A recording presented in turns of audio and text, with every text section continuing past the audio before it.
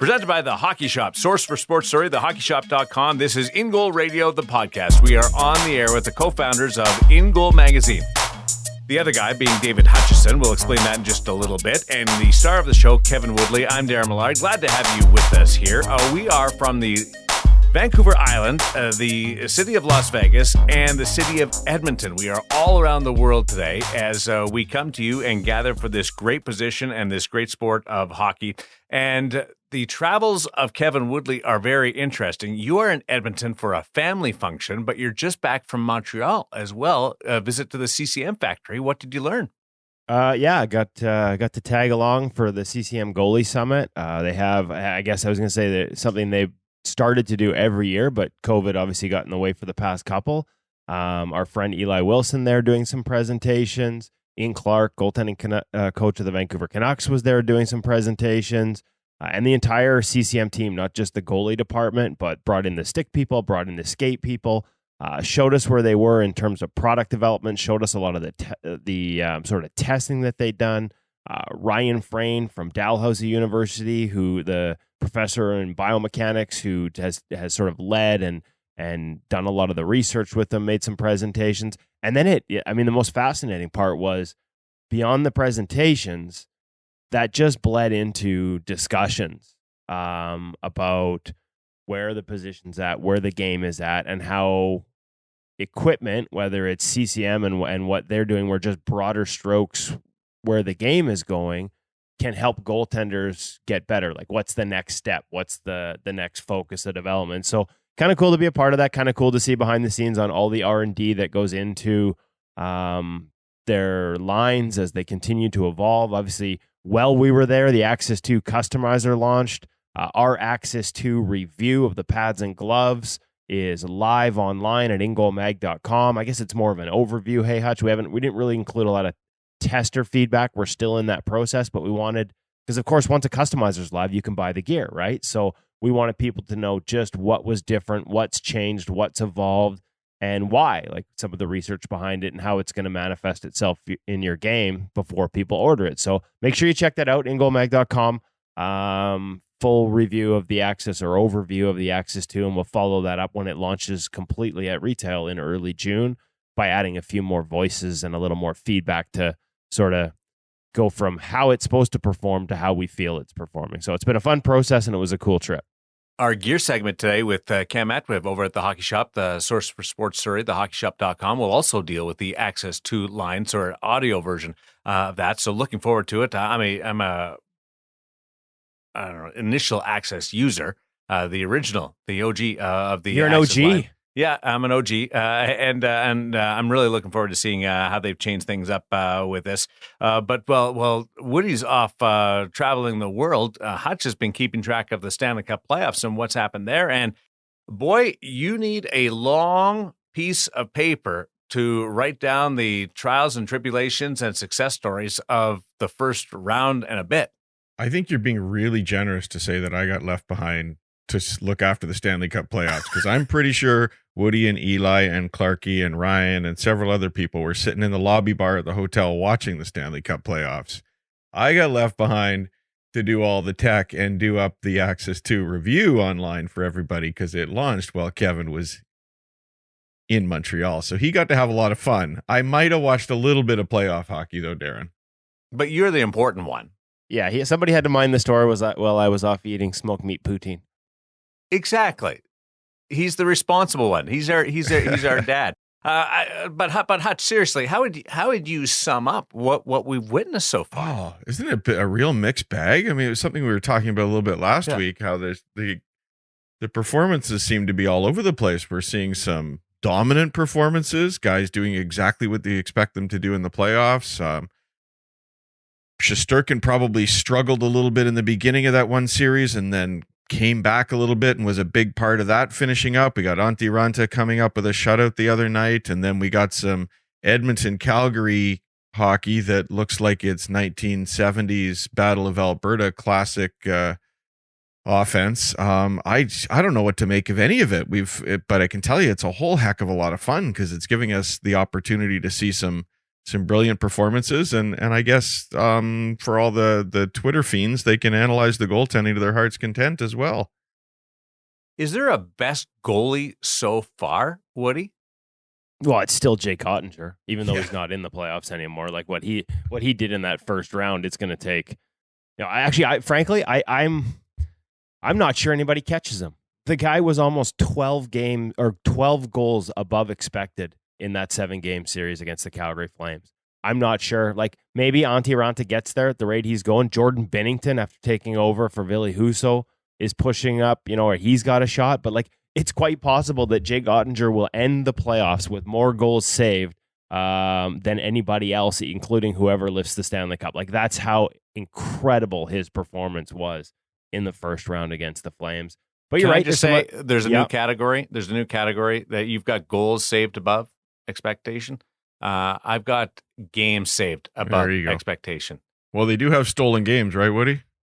Yeah, and he stole all of their wins. That's for sure. Wow. So Ottinger's not playing. So who's left? Honestly, right now, it's in terms of who's having the best playoffs to date. Like if we were to pause this right now on Saturday, May 21st.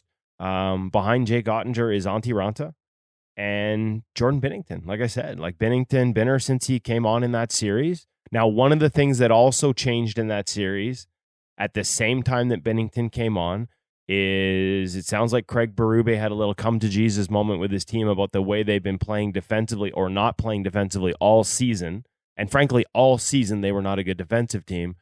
That is a team that still has that type and that style of play in their DNA from their cup win, and enough players left over from it that they know how to defend. They just haven't all year. They did not for Ville Husso in the first 3 games of that opening round series. His expected save percentage was .872 in those 3 games.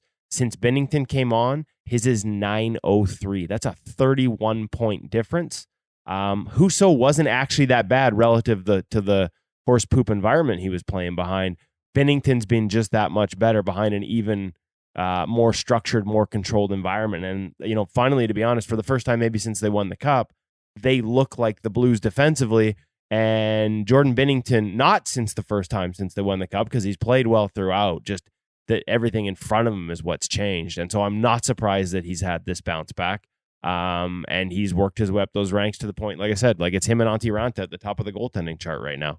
The impressive part to me, Hutch, is Igor Shesterkin and Andrei Vasilevsky look like they're getting better with each game. So that's fun to watch. Even though Shesterkin's down right now, Vasilevsky's up, but they've both been incredible.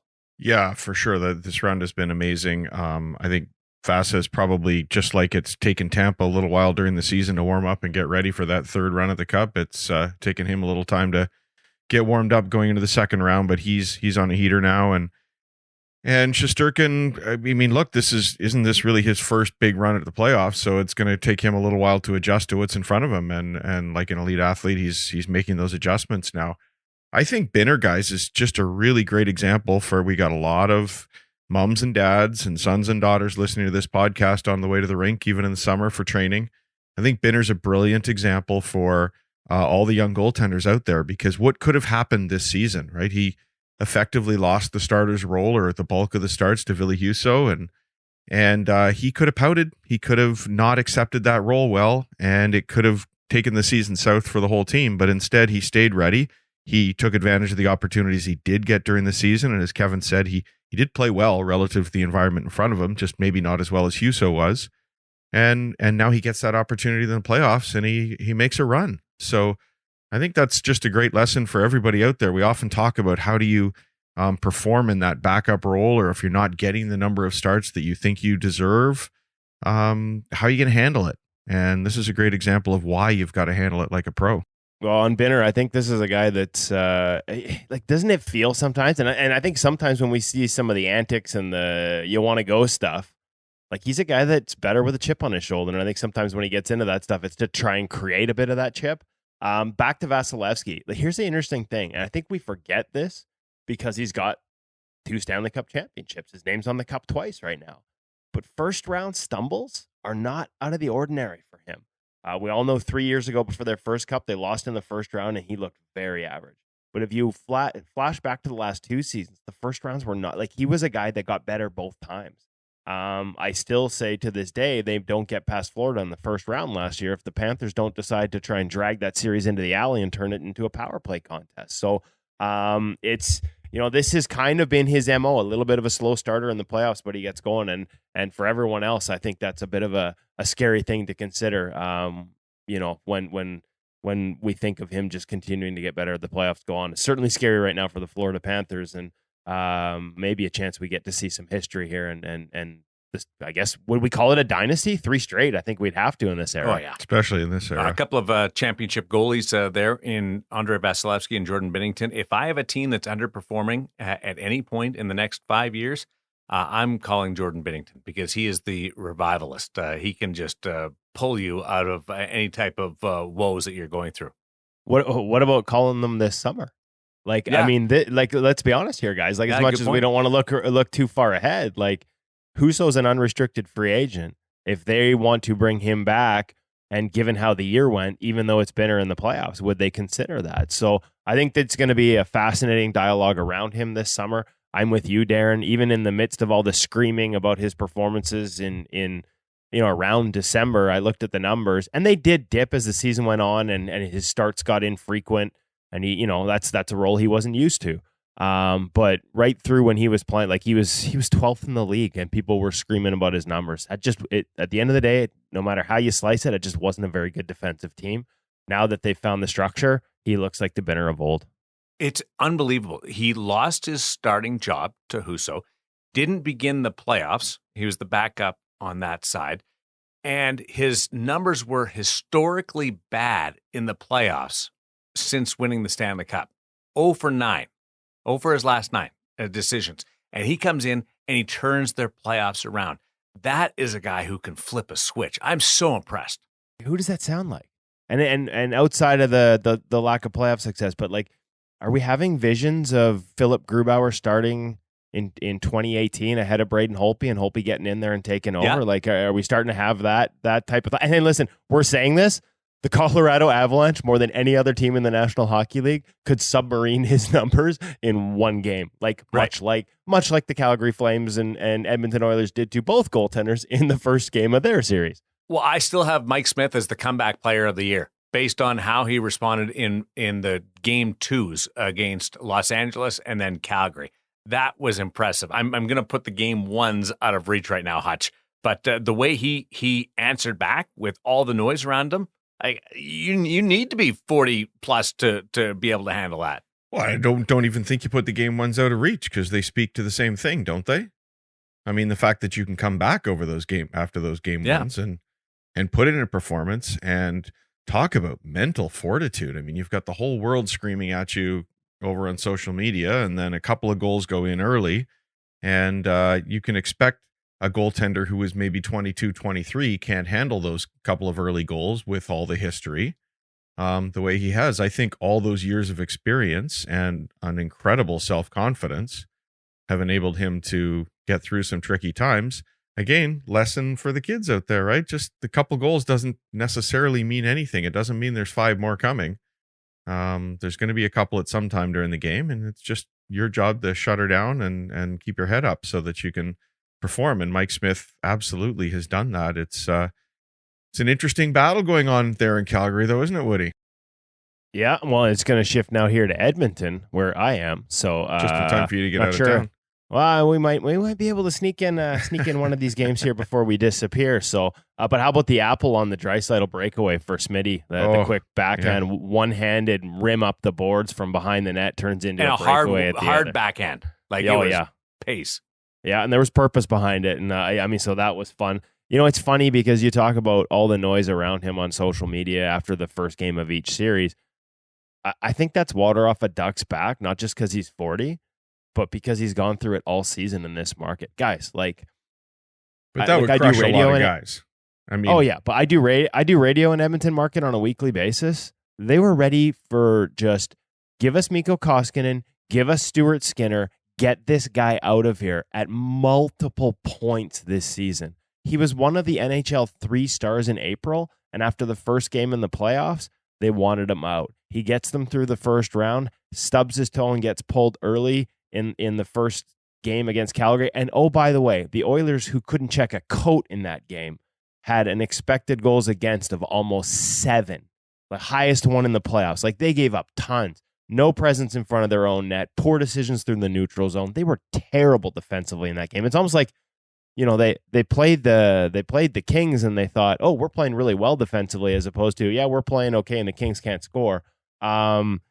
I was in the car the next morning in Edmonton here because I'm here for one of my daughter's sporting events, and I had Sports Talk Radio on, and the conversations in Edmonton were not, do we start Mike Smith for game 2 or Mikko Koskinen? The conversations, I kid you not, were, is it time to get Stuart Skinner in the net game 2 of the second round of the playoffs? That's how reactive the market was to that game 1. So good for Smitty on bouncing back in game 2.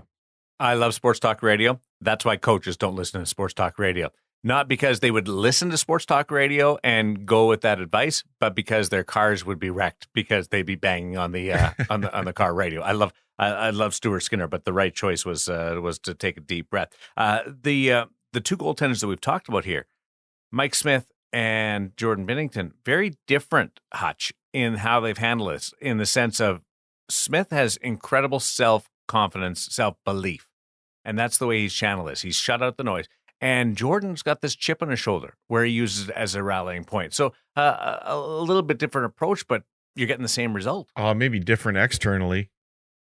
I don't know that it's necessarily different internally. I mean, you said it yourself, an incredible self-confidence. I think Binner's got an incredible self-confidence. We've seen that through his whole career.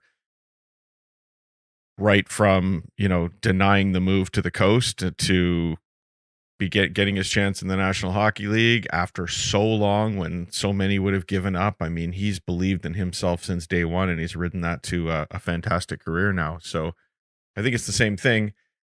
Does Smitty have a chip on his shoulder? I don't know, but it's a different kind of chip. Yeah, it comes out in a different way, but I think that's a fair statement as well. We have the World Championships that are happening right now. We will go, they're in Finland. We'll go to Sweden for a little catch up with Maciej Szwoch, the goalie coach for Farjestad, who just won the Swedish Elite League title. He's also working with the Detroit Red Wings. He's their European goalie consultant. That is our Sense Arena feature interview coming up. We also have our gear segment dealing with the Access 2 line, which is come out, and you guys have both had a look at it. Give me your first blush look at this before we visit the hockey shop. One of the things that stands out for me, well, first off, Darren, Kevin mentioned the overview. I mean, he worked his tail off. I joked that I got left behind to put it up on the site, but Kevin put in some long hours to get that together. And there's just been a little bit of conversation around social on the Axis 2, but I haven't really seen anything that comes close to what we're only calling an overview. If you really want to see what's in the Axis 2 line, get over to ingoalmag.com. There's photos, there's a little bit of video. You can really see what those new features are, and you have to see them to really get it. I mean, I would say, are these the biggest changes we've seen in a line? Probably within a line, it might be as big a change as we've ever seen from anybody. Certainly when Bauer introduced the Odin, that was a massive change for them. But within a line, as it evolves, this is more revolution than evolution. Wow, that's saying no, something. I think so. Now, for sure, let's be straight up. They're responding to some things that have happened in other companies as well, but they're massive changes. The glove itself is definitely revolutionary, and it's not responding to anything anybody else does. What we've seen in there is, I mean, the finger stalls removed from a goaltending glove. That's never happened before. This foam in there that molds to your fingers never happened before. They've completely changed the break in the glove, not the angle of it, but the way that it works, so that there's much more protection in the glove than you've ever had. You've got this opportunity to hold it in multiple different ways, depending on how you want your hand to fit in the glove. It's a huge change. And then, on the side of the pads, the knee has completely changed for the Axis. So now we've got a pad that's stiffened up. We've got a knee and an inside of the pad that is stiffened up, so that you get on the ice, you can just hear these things hammer to the ice as they're getting down fast and they're sealing up fast. I noticed the shots off the blocker were making a noise like I've never heard before as well. It's just a huge trampoline off that thing as the pucks are hammering against it. The lightest blocker CCM's ever produced. Much better feel on the stick as you're working with that blocker as well, because of the way they've dealt with the palm in the blocker as well. So yeah, massive changes in the line. And I just think it's super exciting, Woody. Well, I think we've seen some changes from Bauer. Like, it's probably been steps within their Supreme line that you would similar type of radical changes. But I think fair to say this is for sure the biggest changes we've seen at CCM in their product for over 20 years. And part of that is not to take it back to the sort of splitting of CCM and Lefebvre, but once that split occurred, their goaltending team was able to tear things apart and think, do we rebuild everything from scratch? And obviously there's elements still of the original sort of thought process and the way pads are designed, but the internals on the glove are totally different. We've always seen sort of the CCM glove when it was being made by Lefebvre and then continuing for a couple generations, sort of have that wide, almost 1 inch wide break channel through the palm. It was like two popsicle sticks running through your palm. But also, we even had a segment with Cam where he showed you how to fix that break if it wasn't closing properly by using a puck to sort of hammer it back into shape. Like, the way they rebuilt the internals allows them to have a much thinner, much cleaner, probably the cleanest closing glove we've seen from CCM with the break that they've redesigned. And by narrowing that break, does take a little longer to break in. The early generations or the early samples that we've had have taken a little longer to break in. But once they're there, the closure is better than anything we've had from them before. And by narrowing that break, you've removed the chance of any stingers and been able to improve the protection and the padding. So I think this is just the first chance we've seen for CCM to kind of reinvent the wheel. It's the first time they've been able to sort of tear things apart. You mentioned, the glove and the blocker being their lightest yet, and most people probably don't, what's the big deal? But when you don't change how you're building it from the inside out, it's hard you're just cutting weight, which means you're cutting material. This is a total rebuild that allows them to make changes without having to just trim away at the edges, so to speak. And compared to other brands, those gloves had started to feel noticeably heavier on the wall. And so now they're competitive with the innovations that everyone else is making. So big, bold step for CCM. We probably just gave away too much. I think we should go back to Cam and remind people that we've got the full review of CCM online as well as on our YouTube channel in our gear segment this week. This is definitely one you should go watch in addition to listening to from Cam at the Hockey Shop. Boy, if you weren't excited about the Hockey Shop and getting over there before, like Woody, they have everything over there, including this Access 2 line. They do, and it's not just the Axis 2. As much as Axis 2 is launched on Tuesday, I believe Bauer Mock launched on Friday, or at least the customizer. We've said this many times before, folks. Once that customizer is live, so are custom orders. So even if not all of these models are in store, Cam has samples. You can go in and check it out. If you have questions about the lines, you can call Cam. If you want to submit a custom order, he can help walk you through that process and all the features. We talked about CCM. Make sure you check out the review. There's 2 different levels of custom. There's Total Custom and Total Custom Pro now for them. It's an exciting time of year at the Hockey Shop. All this new stuff is finally arriving, finally on sale. We did the Warrior gear a couple weeks back, the G6. Like, all of this stuff is there. It's arriving daily, new shipments, new supplies, whether you want to buy it and take it out or just check it out and then do a custom order. The best place to do it is the Hockey Shop if you can get there in person in the Lower Mainland in Vancouver. But even if you can't, check them out at thehockeyshop.com and make sure you hit up Cam and his entire goaltending staff. They all stop pucks. There's nobody down there in the goalie department that doesn't play the position and love the position, and they can all help you get better and choose the right gear to get better at stopping pucks yourself. It is a triple XL edition of the gear segment brought to you by the Hockey Shop. Source for Sports Surrey, thehockeyshop.com, featuring the Access 2 line.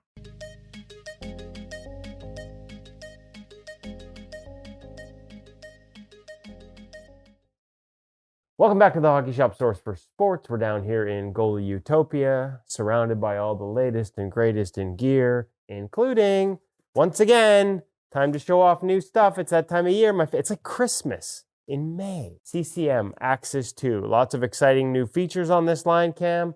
I say we start with the pad, start with the knee, start with the changes. Turn that thing around. Oh. Let's look at that. You're just lucky I slapped you in the knee pad. Let's have a look. Okay, so that's one of the biggest features, and we call it out right here. So CCM's version of an integrated knee in terms of for stability and overall playability. I mean, we've seen Bauer, we've talked about Bauer. We know how much of an upgrade that has been. Now, CCM has created their own version of it, unique to their pad, to create that stability. So Kevin's about to Velcro right now.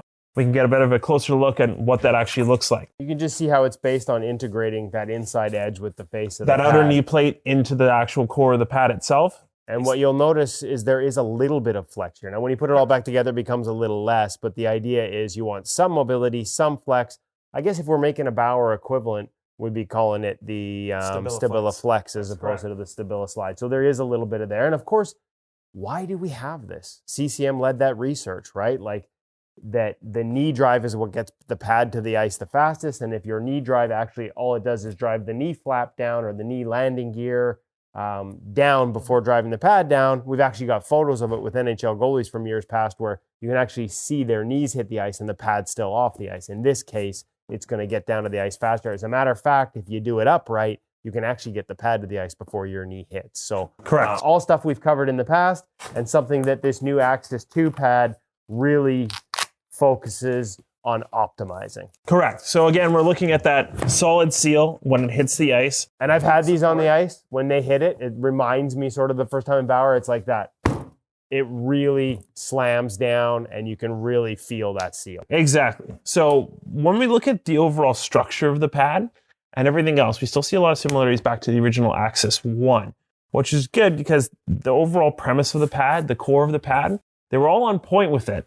It was just now upgrading this knee was kind of the biggest feature. So when we move to the back, we do see an update in their quick motion strapping. In terms of how it wraps around, we do have a bit more wrap to it all the way around the calf itself. We lose a little bit of the adjustability that they did have before, so it does create a little bit of a tighter fit. That said, in terms of for rotation and feel-wise, so far, because it's a little bit of more of an open style leg channel, you still get all that rotation, that freedom of movement that you were looking for kind of out of that pad, for sure. Knee strap, you saw it when I had the knee opened up. It's actually anchored at 2 points. DRS Pro is their new system. There's adjustability here if you want to make it longer. It's got the double elastic that CCM started years ago. Nice, like it's not quite a completely fixed end point because there is a little flex to it, but sturdy enough that you're not sliding off of this knee block, even if you're an oversized knee, especially if you've got this connect. I mean, this connects you to the pad to the point where that's unlikely anyways. But I like the way they've got the adjustability on two sides down here. And I like the sturdiness of this one step short of, I said, of a straight nylon. A little flex, but not too much. So overall flex point of the pad itself, once again, something that is customizable depending on your own liking, but it is a stiff pad. That's what it's designed. Soft boot. It's got a soft, flexible boot. And as much as you would say, and I apologize for jumping in on you here, but we've had them on the ice for a while, so we got a little bit of feedback on these already. As much as you say this is a continuation of Axis 1, I would actually say in terms of stiffness up through the thigh rise, it is significantly stiffer. Axis 1 looked the same, flat face, same flex down on the bottom, but it was a pad that got pretty soft and flexible at the top pretty quick. This one is a lot more rigid, a lot more. You can see the pre-curve on it, but it's a lot stiffer within that pre-curve shape. Correct. So we kind of covered most of it. A couple other key features. Speed skin obviously makes its return all the way throughout the pad. Again, customizable in terms of what material you would like to use. You see Kevin opening up the actual calf plate itself just to get a better view. Just a little bit of a calf wedge and a little more support on the calf, not too thick to the point where it disrupts your ability to get that skate to the ice, but just a little bit of extra support when you're down in the butterfly, a little bit of extra cushion. Again, continue to help with that, making sure that pad stays flush. I love that sound. We need to have like a little sound bite of that. Just, yes. It's like goalie music to the ears right there. That and like the sound of the post. And I kid you not, like when the first time I had it on the ice, I actually had shooters who were like, holy, like what's that? Like, what's that noise? They're not used to me being able to actually get to the ice with any authority. So I fake it now because I got this. So moving away from the pads, Do we have to? Because I really kind of like these pads. I know they're awesome. I know they're sweet, but we got to talk about everything else. Well, I think we do need to talk about one other feature on the pads that we can't actually show off here. You're going to have to check out the CCM Customizer, which launches on Tuesday, May 17th. There is an asymmetrical graphic available. We've got ours coming as well as our demo set where you can actually have the graphics sort of, rather than being that sort of mirrored symmetrical design where you can actually have the pattern come sweeping across the face of the two pads and matching gloves as well. So that's something to keep an eye out for on their customizer. Okay, now I'm ready to move on. Well, now I'm not, because you opened up another can of worms with regards to graphics. So yes, you do have many graphics options that way, but also you will see total custom graphics coming very, very soon. Along with the launch of the Axis pads themselves, they will be launching their custom graphic program, which we will see and send out more details. It will be its own separate video when it's ready to rock and roll, so we'll check that out.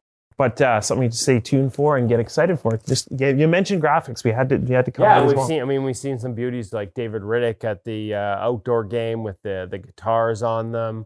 We saw Pecorine on his retirement night get a tribute set. Demko with obviously the Kirk McLean tribute. And even his own graphic. And yeah, just a custom graphic for a little while on there. So yeah, that will be available to the public for the first time, the All Out Pro custom graphics. Now, are we ready to move on? Yes. Okay, let's start with the blocker first. CCM's lightest weight blocker to date. First time in a long time where they've been able to sort of go back to the drawing board on the blocker and glove and redo things sort of from the start. As much as there's a lot of familiarity and feel in this, they kind of went back to the starting board in terms of how it's constructed. I think that's really a key point too. It's like you are still going to get that level of familiarity if you were a big fan of CCM blockers. But again, the biggest thing that I noticed by putting this on right away was weight and freedom at the cuff. As you can see, a lot more material has been cut out. Again, that contact point really becomes right at the wrist itself. It really allows you to present that blocker forward and get good supreme mobility out of the blocker itself. Yeah, it's got nice mobility. You can open it up, or if you want it a little tighter, you can close it down. There's a couple of different ways you can set this up. Pillow's been moved inside, alongside the thumb, as opposed to being attached to the outer board. Again, the palm, less material in the palm is a trend we've seen now for, I guess, a couple generations out of CCM. More like a player glove. The idea being less material just gives you better feel, and we've certainly noticed it. Got the pre-curved finger protection. So a lot of features that you are used to on a CCM blocker, just a little bit more mobility. And as you mentioned right away, you notice the lightweight. Gotcha. Glove time, because this one's got some big changes. All right, we have the CCM new. Give it to me. New 591 break glove. So what's different? Why is it called the 591? So first of all, opening up the backhand of the glove. I was having so much fun. I know you were. So the trend, no wrist strap. We've seen this on a couple of gloves already that we've kind of talked about earlier on in the series and whatnot. Now, open style of a wrist, more of that strap right along the backhand of itself to really hold your hand deep inside the glove. Got adjustment points down here, correct, as well as the strap that comes across there. Now, this is an important feature because it also combos hand in hand. There are no finger stalls to this glove. Look, man, no finger stalls. Completely open. Kind of hard to look at, but we do have some photos that we can show you of it. Yes. So what will happen here as you play into the glove and sweat into it, the way their foam works, especially where the fingers are, your hands and fingers are going to imprint actually into the glove itself. So it's not going to create a full finger stall, but you're going to get that glove, imprinted feel. Yeah, and I find this really interesting. And this is going to be, it'll be an interesting talking point for people. Well, this is new. This is different. You know, we love innovation at InGoal, and this is a big step for them. So the idea of no finger stalls, what's interesting to me is rather than having your pinky sort of pulled out to the point where it doesn't have any leverage or power, your hand sort of goes automatically where you think you're going to be able to close that glove the easiest. And after one skate, those from the heat moldable foam on the back. Thermo-activated foam. There we go. Thermo-activated foam. Within one skate, you see those grooves form. Glove took our glove. This isn't our glove. This is his. It looks the same. We have the same one. To be honest, took a little more break-in process. But once it got broken in on the ice, you talk about that wrist and the way it's strapped up. There's also a back pad here.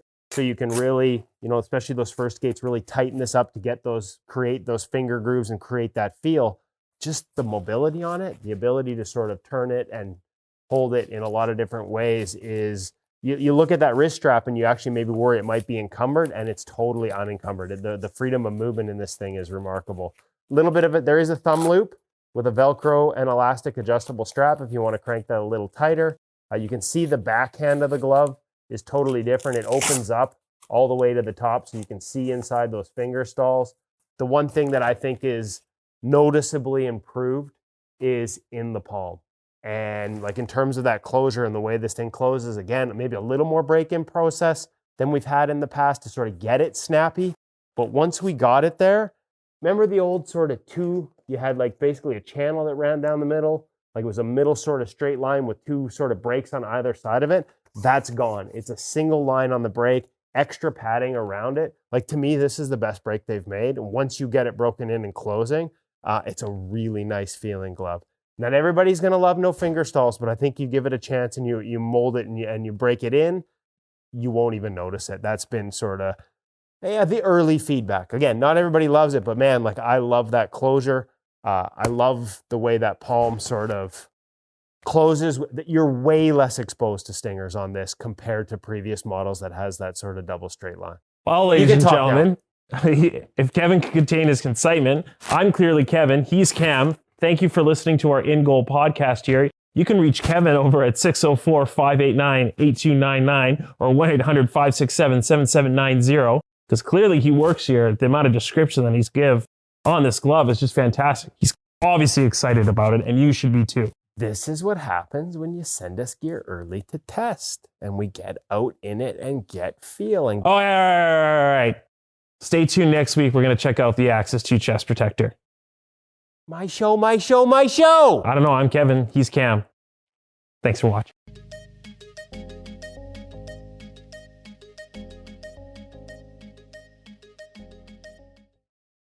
That is just got me drooling. Listen to you guys talk about the Axis 2 line and all the different elements. And you both mentioned like the blocker sound. We don't spend enough time on the blocker because it's the blocker, but having that Hutch just makes me want to make blocker saves. Woody, what was it like for you? Well, I would have to actually make a save with the blocker to hear what it sounds like. Might not have had a great night my first time out in it. I did catch a few though. I did enjoy that. Yeah, I managed to catch one in the spot that would have produced a stinger. That's for sure. Oh. When I handed it off to the next guy, Hutch probably would have noticed too. He took it over to the island to get some guys in it. There's the darkest black mark is not in the pocket. It is in the palm, and it's actually right in that spot that in previous generations would have been a risk of a stinger, but there was definitely no stinger. So I can't speak to the blocker pop because I'm not sure I made a good blocker save all bloody night. But they have again rebuilt it, right? Instead of a pillow between the sidewall and the thumb, they've added sort of like an EPP molded layer. Just like the liner on the cushion underneath your calf, the padding that using the calf, they've added that into the side of the blocker wall. So by improving protection that way with a thinner, narrower padding, they were able to scale back the sort of like pillow type padding on the inside of the thumb. And by doing that, it's still there, but it doesn't have to be as firm. It's softer, and it's got a much better flex point on the thumb. So again, that control Hutch talks about. Not just the fingers, but with the thumb as well. There's a lot more dexterity there, the way they've rebuilt it. And again, because they rebuilt everything from scratch, ground up, they were able to shave weight without compromising performance. And a blocker may just be a blocker, but we've seen it with the Bauer ones, right? Like guys notice that pop and how much easier it is to steer pucks over the boards. And so we're seeing that trend in other companies, and CCM's done a nice job answering here. And I was thinking, Hutch, this may improve my stats if I use the Axis 2 gloves on Sensorina VR with my reaction time. They just might, because you're going to be able to move your hands a little faster. Because I just cheat. I use the controllers without them being attached to my gloves because I'm not strong enough with gloves. But I think they could make a big difference. Yeah, we're gonna have to get the guys over at Sensorina who love to make everything as realistic as they possibly can. Maybe one day you'll be able to dial in the exact gear you're using so that we can get the coefficient of restitution for the CCM Axis 2 blocker, and you'll get just the right rebounds. I could see them doing it one day. Just the sound. I'd take just the sound. You talked about that sound being unique on the blocker. Let's just have this different blocker pop from different brands. I like it. It is. Before we talk about our friends at Sensorine, I just have to say my son, Maddie, we're the ones who picked up the gear from Woody because Maddie had tried some pre-production stuff and just wanted to see the difference between that and the new sort of the production release of the Axis 2. Loves to chirp Woody when he's not around to defend himself. He just looked at the gear, Darren, and he said, "Did Kevin use this?" Kevin cleaned it. Yeah. Kevin cleaned it like That's right. Yaroslav Halak before he sent it over. That's right. I went full Yarrow with the magic markers. So I just wanted to make sure Maddie had clean gear. Yeah, that's my story. And I'm That's sticking to kind it. of you. Yeah. It's okay. It's okay. He's a clean freak. That's it. It's okay. There's no marks in the trapper after Maddie finished with it either. So it's all good. No, over to our friends at Sensorina who present the feature interview every week, guys. Listen up, everybody, even if you don't use Sensorina. I know some of you aren't Sensorina guys. Some of you aren't into virtual reality. You might be checking out as I begin to tell you about Sensorina, but listen up. We've got something for everybody, whether you're a Sensorina user or not. And that is the new Sensorina app, which you can go and download in the App Store today. And it will have content for every goaltender out there, whether you use Sensorina or not. An opportunity to get better with a little bit of daily inspiration from people like Brian DeCord, former NHL goaltending coach, NHL director of goaltending, and now director of goaltending for Sensorina. And Brian has some videos going up every single day. And it won't just be Brian. Other people will be contributing to this. But an opportunity for you to learn from goaltending coaches some fantastic content. So really suggest that everybody gets out there and grabs that app. Now, if you are a Sensorina user, you have to download this app because it's just fantastic. You get access to all of your stats. You don't have to put the headset on. You can sort of open up your app and check out what's been going on as you're planning that day's routine. You can see the newest training plan that they release, and they're doing a new training plan every week. You can sort of do that pre-preparation before you hit the virtual ice in preparation for your training session. And as everybody knows, because you've heard us say it before, Sensorina is probably the best tool you have available to you away from the ice to become a better goaltender. And none of us get the amount of ice that we would like to get. Sensorina lets you get in there, do drills, work on skills, learn to read shots, learn to read plays and power play formations, and even some of that great neurocognitive training from a full section of things in there as well. So highly recommend Sensorina. Highly recommend that you use the code IGM50 at checkout if you do decide to join the Sensorina crew. But whatever you do, everybody, get out there, download the Sensorina app today. Our In-Goal Radio Listener of the Week is coming up. But first, we want to get to our feature interview brought to you by Sensorina. And this is a great conversation, Woody, that you had with Maciej Szwoch. Give us the 411 here. Well, first of all, you did a much better job pronouncing his name than I do as we get started here. I don't know what it is. Like, I got him to tell me, I nailed it. And then as soon as I have to introduce him, it's like my tongue rolls up into the back of my head and nothing works anymore. So Maciej's a guy that I've met in the past at the goaltending symposiums that the network group used to put on with David Alexander and Thomas Magnusson from Sweden and Justin Goldman and Mike Valley and that group. And so I got to know him at one of those. I knew we had sort of a mutual friend, as you'll hear, in Clark, because Maciej was in Modo in Örnsköldsvik, Sweden, where the Sedins are from, where Marcus Naslund is from, and Peter Forsberg. It was actually, as you'll hear, a good story about Marcus Naslund actually bringing him in to work with Modo, just as he hired Ian Clark from their time together with the Vancouver Canucks and brought him in to work with the goaltenders there. So this is just a guy who I've seen present. And every time I talk to him, I learn something about goaltending. As you'll hear in this interview, some of his influences also include Eric Granqvist, who we see a lot now on Swedish television, and you can follow him on social media, but used to be a goalie coach in Sweden, or more focused on the goalie coaching side of thing and more on the holistic and sort of whole person side of things. So some really good insights there. This guy's just, as you're going to hear, this guy's just a real student of the position, student in the game. He works for the Red Wings as the European goaltending consultant. And we use the fact that he just won his first gold medal championship in the Swedish Hockey League with Farjestad as an excuse to finally get him on the podcast. So it was really fun. We talked for close to an hour, and I think our audience is going to enjoy this as much as I did doing the interview, because it's just goalie geeks. We're just talking about every aspect of the position, and this is a guy who I think, if given the opportunity, could do a hell of a job over here in North America. Not something we talked about in this conversation, But something I think we need to start talking about more, some of the great European goaltending coaches. Maybe it's about time we saw some of them get an opportunity on this side of the pond if they want it in the National Hockey League as well. Enjoy. It's the feature interview brought to you by Sensorino on In Goal Radio, the podcast.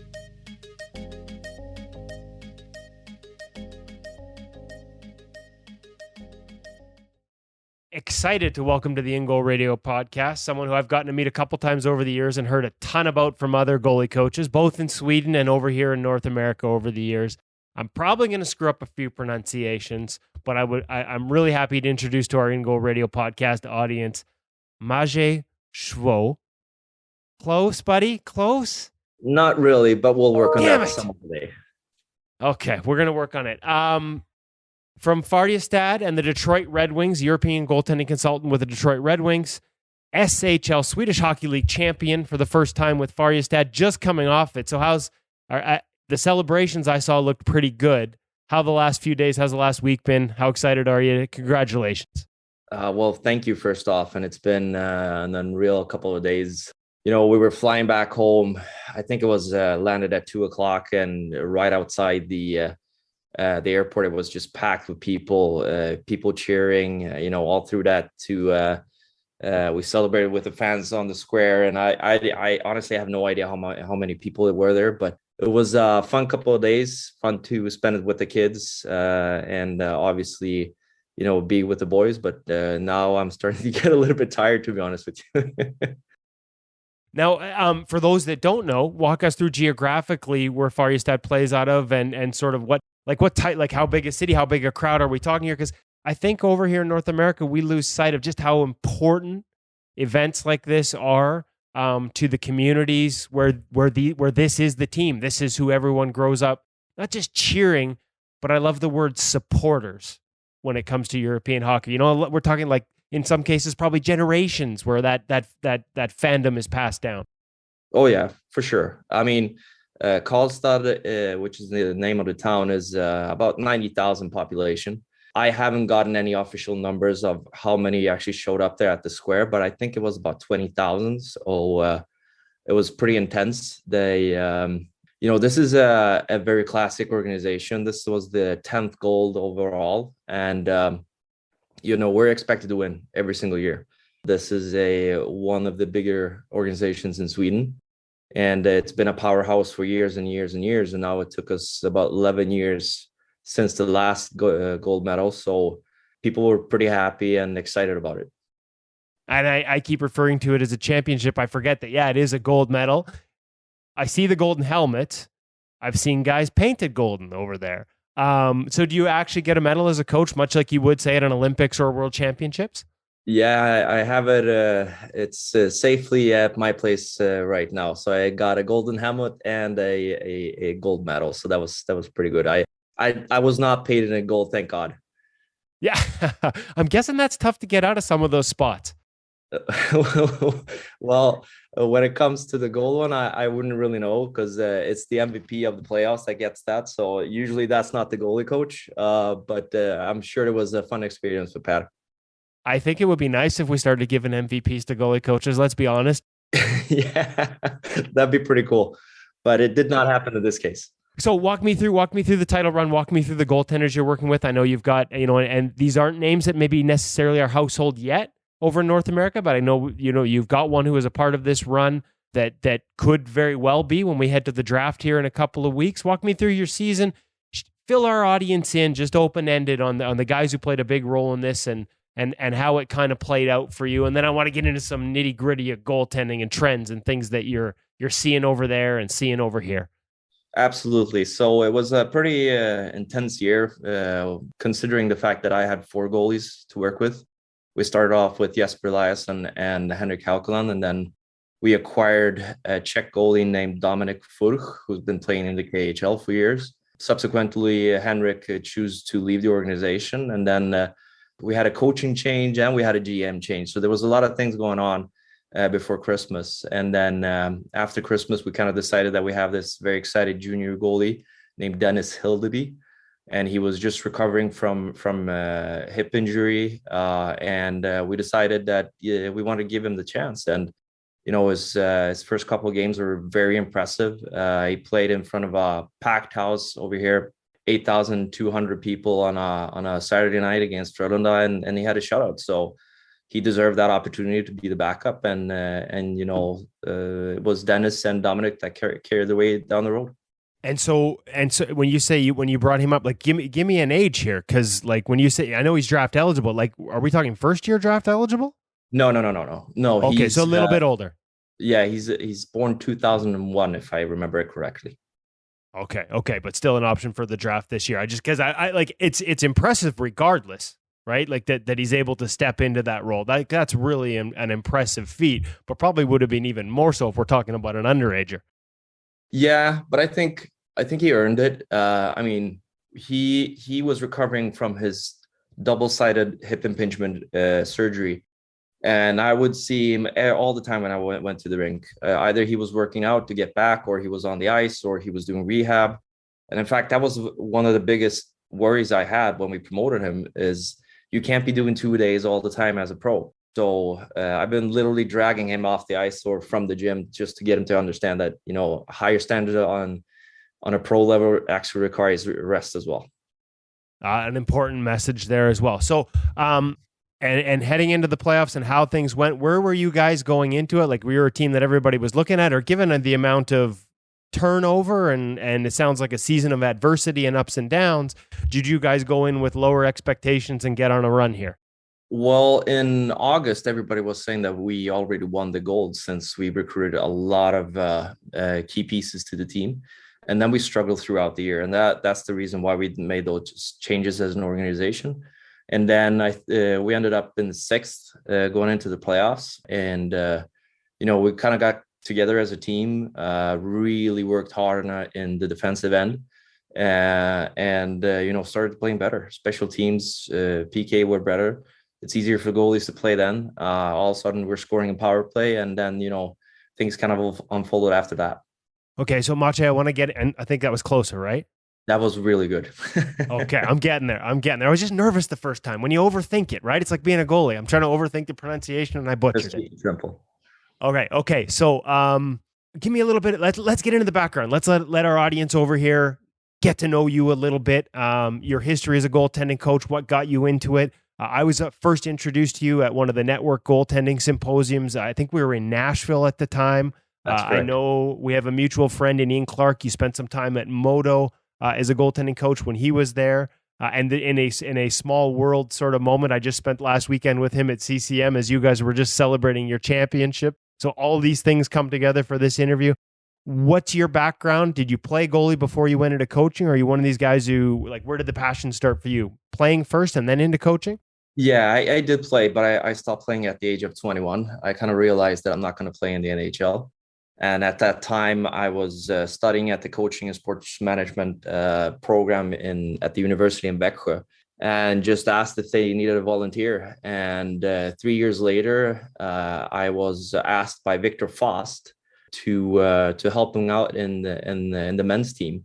And then things started to unfold.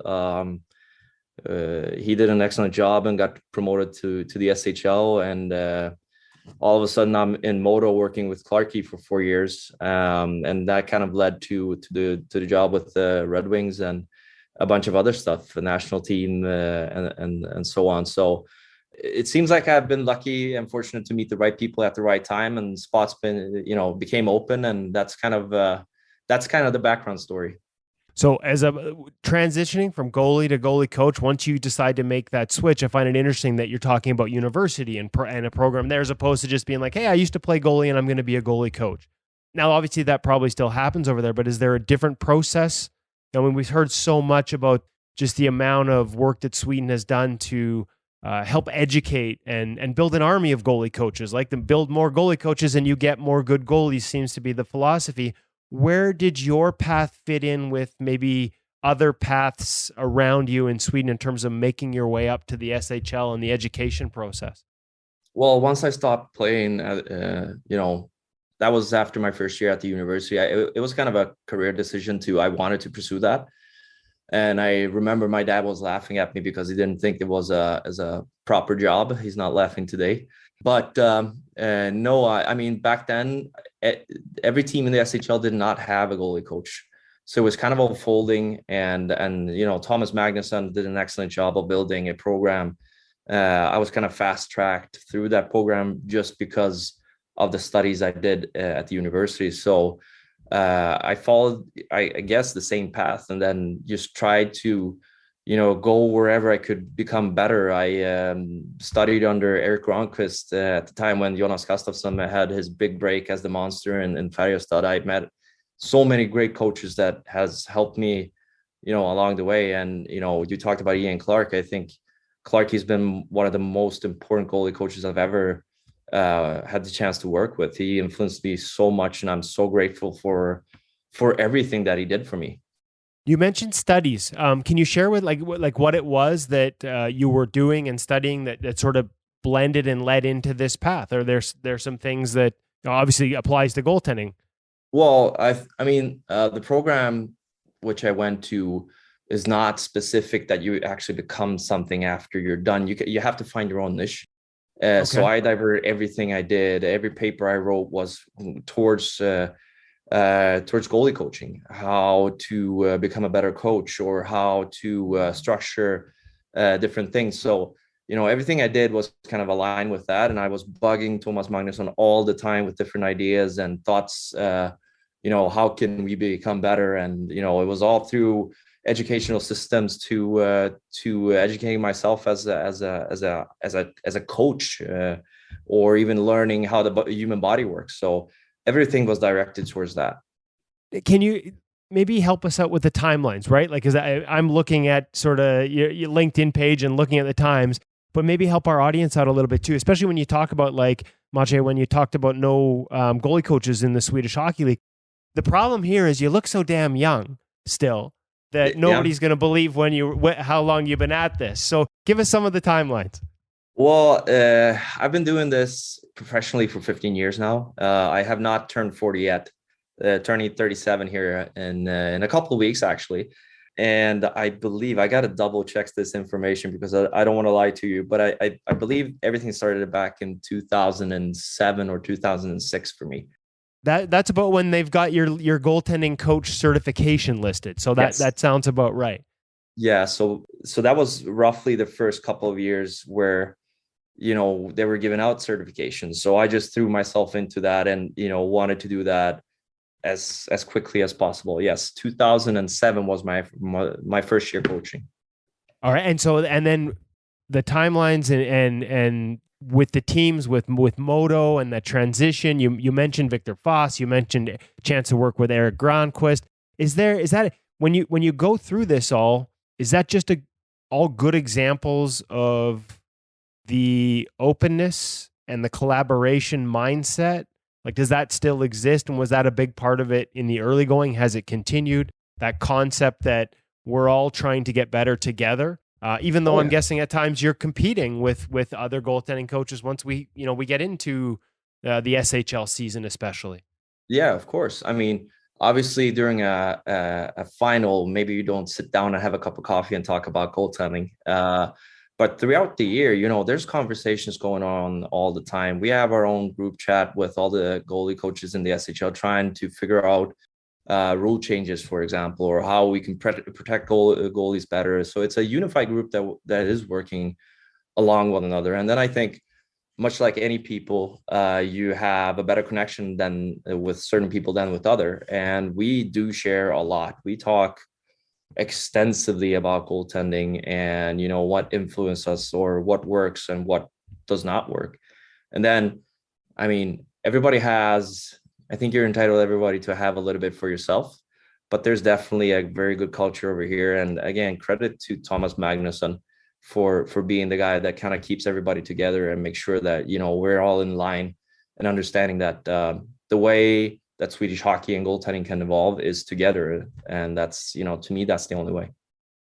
How'd you get started at Modo? I'm thinking you actually, I wasn't sure if Ian was there first and you guys arrived together, or you were there first, but I know obviously you built the relationship there. He speaks very highly of you.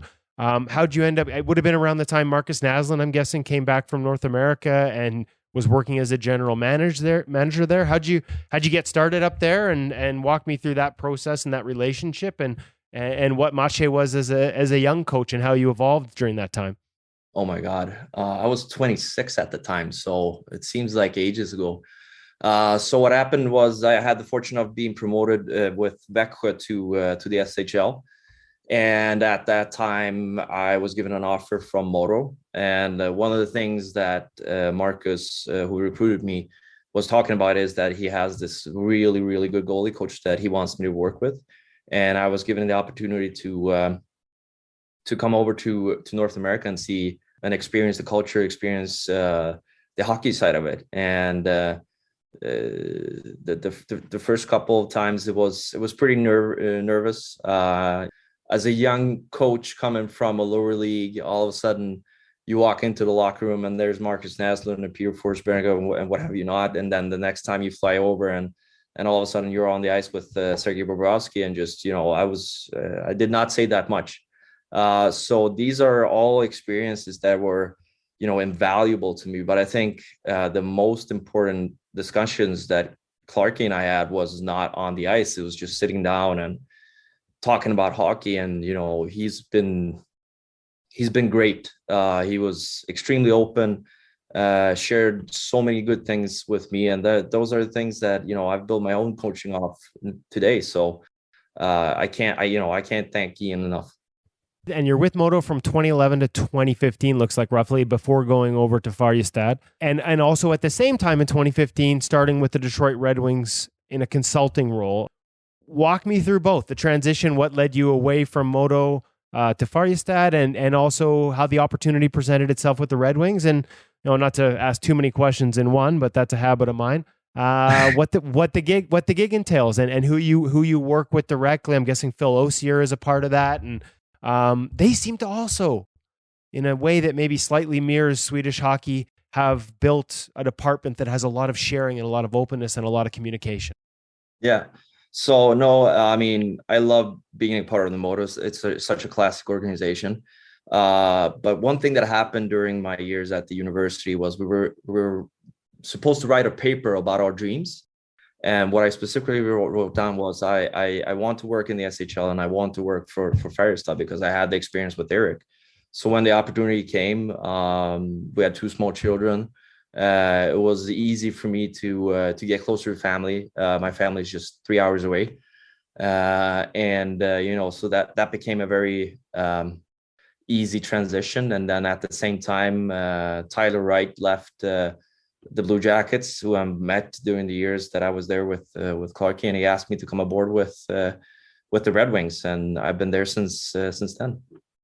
Now, and I was going to say, I guess geographically too, like when you're with Moto, that's Orange Koldvik. I probably butchered that too, but Ovik is, I mean, if I remember the last time, it's like 600 miles north of Stockholm. So you're up there pretty good and probably away from a lot of things. So more family decision. It was more of a family decision, but it kind of got aligned with, the hopes and dreams that I had and the ambitions we had as a family. And, it kind of fell together perfectly. Now, hopes and dreams, I mean, because now you've won a gold medal with the team, the hopes and dreams team. Does that come from, are they a team you grew, I should have asked if that's where you were from originally, and a team you grew up cheering, or was it mostly just about that relationship you built early on with Eric? I think a huge part of it is the relationship with Eric. 3 hours away from where I grew up, so it's pretty close. And then obviously, Farjestad has always been an organization that aspires to be a top organization and wants to build stuff and be ahead of the curve. So to be a part of that, it was a no-brainer for me. Now, staying ahead of the curve, can you give me some examples? Because obviously we geek out on goaltending, and whether it's technique or, I presentations that, I've seen you give and talk about over the years, like cutting edge and looking for new ways, things that I've always associated with Swedish goaltending. And I know you've been a big part of it. Can you give me, without giving too much away, some of the examples of ways that you've tried to stay ahead of that curve over there? Well, I think one of the things that we were pretty early on and working heavily on was analytics, and obviously that comes into goalie analytics as well. But also,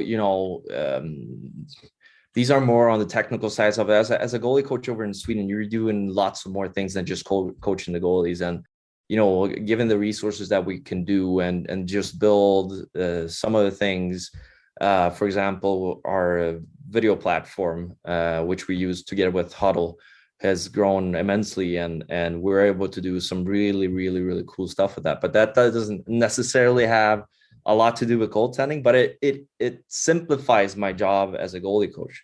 So, for instance, instead of me tagging all the games, now I can grab stuff from a third party and just float it into sports scores, which allows me to work with goalies a lot more than I should have if I wouldn't have that opportunity.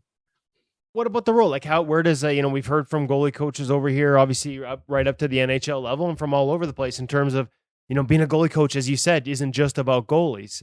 How involved are you on, so whether it's PK or power play or, how we create offense as a team, and how much of that is tied to, obviously you work with your goalies, but you learn what works in terms of scoring on whether it's a specific goalie or just generally. How involved do you get to be in those types of things? Well, I think when it comes to our offense, our forwards coach is one of the better goal scorers in Swedish history. So he's got a pretty good coverage of that. But we've worked very hard at our defensive game, and one of the things that Farjestad was cutting edge with back in the day when Jonas Gustafsson was here, and it makes my job so much more easier today, is that we build our defense. On the skills of the goalie. So how do we help his deficiencies? Where do we put our defensemen to help him out? So a lot of the things that we do is based upon goaltending and then the structure from that. So, and especially on PK. So I work really closely with our defensive coach, Thomas Rodin, and obviously with our head coach. But it's pretty cool to be involved in the process in that way. Okay, so now can you give me some examples without giving too much away? Maybe it could be historic examples, because I gotta say, like, I love that. I love hearing that. And when you talk about being ahead of the curve, man, is that ever? Because maybe there are some teams that do that to an extent even over here, but for the most part, it's this is how we play and tell the goalie how we play, as opposed to let's look at the goalie's strengths and weaknesses and build out how we play based on that. It seems, as a goalie guy, it seems like a no-brainer, but it's clearly not. And it's refreshing to hear that somebody's taken that approach. So if there's any examples you could give me on, again, without giving anything away, but how you may have altered something in the past because one goalie did something differently than the other guy. And do you actually get to the point where the differences sometimes between a starter and backup are enough that you need to make tweaks? Well, it's not usually between a starter and a backup. I think we both heard Clarky talking about the recipe of a goalie, and first I have to figure out that recipe and understand his strengths and weaknesses, and then after that kind of building and helping out and making the team understand what helps out and what doesn't help out. I think, or I find that a lot of the times defensemen especially get in the way of the goalies because they're so ambitious and want to help out. So one of the things we did in the Skellefteå series was making sure that the Ds just held up and made a huge effort to make sure that we never had a screen, because they had a set play. So we just said that let's let the goalie handle that shot from that particular position, and then no traffic and no rebounds. So I think that the areas that we needed to cover were extremely straightforward. So it was pretty easy when we saw the play from up top or whatever on video. Everybody knew exactly what to do, and it helped out the goalie. It gave stability and security to the defensemen, and then we could build confidence from that. Are the goalies involved in those conversations? Whether it's at the initial stages, or do they get worked into those conversations as you start to build out those plans? We always had these discussions at the beginning of the year. And I think that's a huge part of building the relationship with the goalie, to make them understand that you're a part of this process as well. Then obviously as a coach, you have a say, and somewhere along the line, there's somebody makes the decision. But we discuss that a lot, and we have a very open climate in our locker room. So you're allowed to speak your voice. Maybe you won't get everything that you want, but there's for sure a lot of communications. From the start of the year to the end of the year. We've seen over here the trend towards goalie departments. I mean, you're a part of it with the Detroit Red Wings, obviously.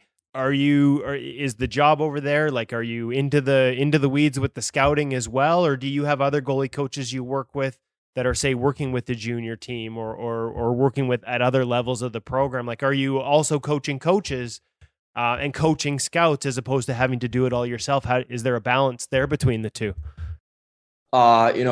Organizations over here are pretty tight. So at this moment, we are two goalie coaches employed at full time.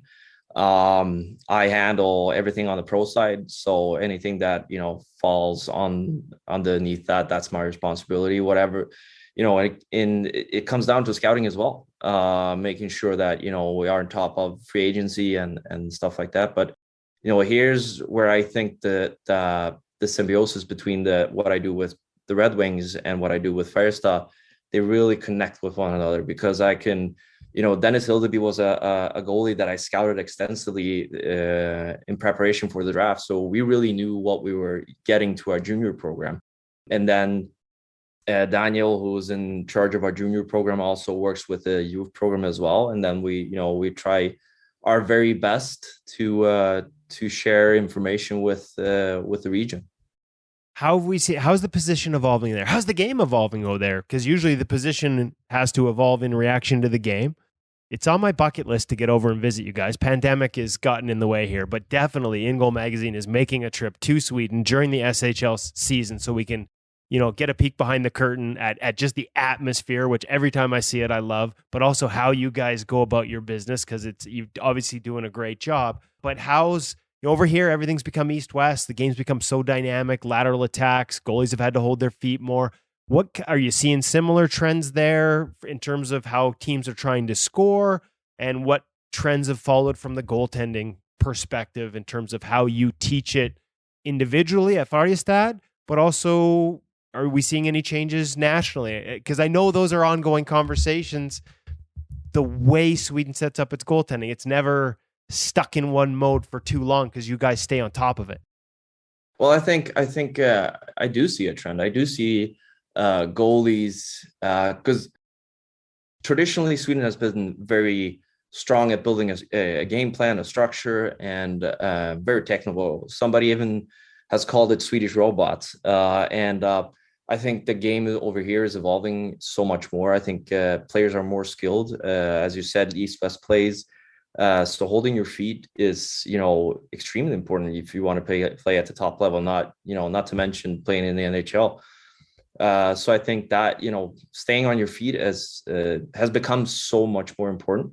I think a lot of the teams are involving their entire staff and their defensive structure a lot more. So it becomes harder to get into those scoring areas. So you kind of have to be a little bit more creative with that.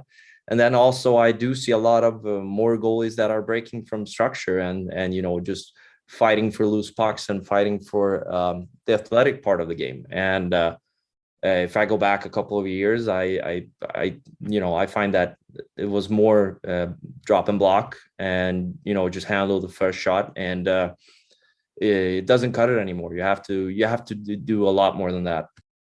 Well, and at the same time, though, like, structure builds a foundation. It builds consistency. So I'm guessing you got to find that like every goalie, you have to, in every part of the world, there's a balance to be found. From a national coaching perspective, when you talk about, that I don't know, I'm trying to find the right word, Maciej, stereotype a little bit that started to creep, like that.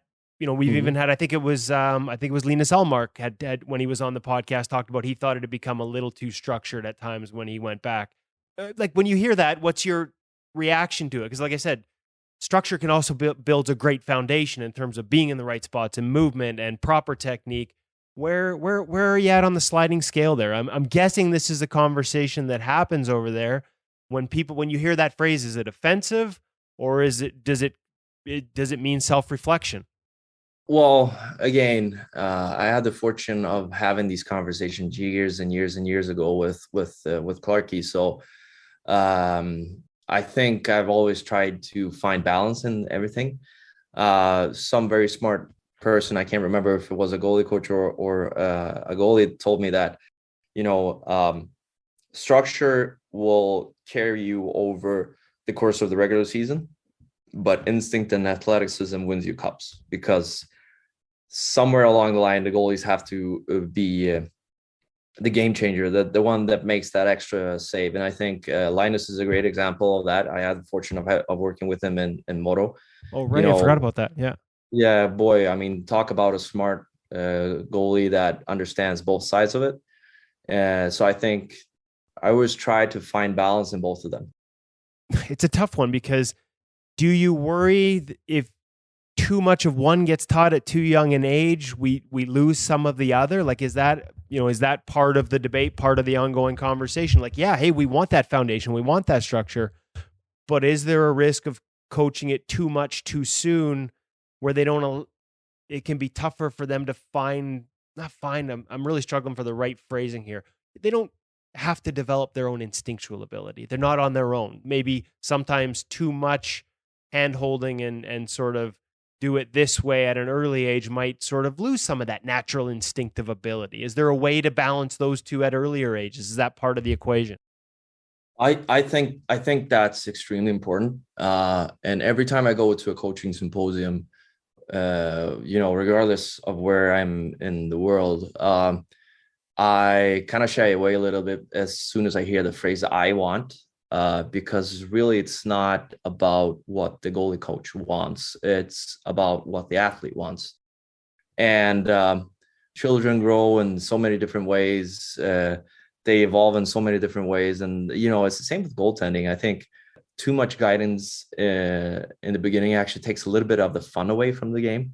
I mean, my biggest inspiration as a kid. Now, I did not make it to the NHL for starters, but we had a weekly show, the NHL Tonight, where all the biggest goals and all the greatest saves were shown. And I remember I was laying down, in the living room and trying to make those saves. And every time we played street hockey, I wanted to be Dominik Hasek, or as cool as Marty Brodeur, or what have you not. And I think we need to inspire young kids to be athletic as well, because if we set boundaries too much, they will never experience those things that nobody even taught us. And again, coming back to Linus, I think Linus has taught me more about goaltending than any goalie, because he's constantly reflecting about it. And we would sit down in video sessions and he'd just tell me, did you see what I did there? And he would pick up something, and you go like, man, that's super smart. I've never thought about that. So to me, it's never about what I want as a goalie coach. It's about how can I help the athlete. It's funny because I find that I focus too much on technique sometimes in these conversations, or when I'm asked about goaltending as well, like maybe because like I'm not as advanced as guys like yourself who, like you said, you have to see the complete athlete. You have to see every part of it, right? And for me, looking from the fifth level of the press box, I was going to say the 30,000-foot view, but yeah, in some buildings, quite frankly, it's like that. Technique is what I can see. You're trying to build, like you said, the complete athlete. What are some of the things that you try and do when you're looking at some of the kids in the junior program or working with the goalie coaches in the junior program to encourage that? Is there any advice you can pass along there about how we find that balance, whether it's in Sweden, in North America, anywhere in the world? I think one thing that is extremely important to learn, whether you're, a goalie coach or a young player, is that nothing is for free. Nothing in life. I mean, looking at my own career, I did not have a great playing career. I did not have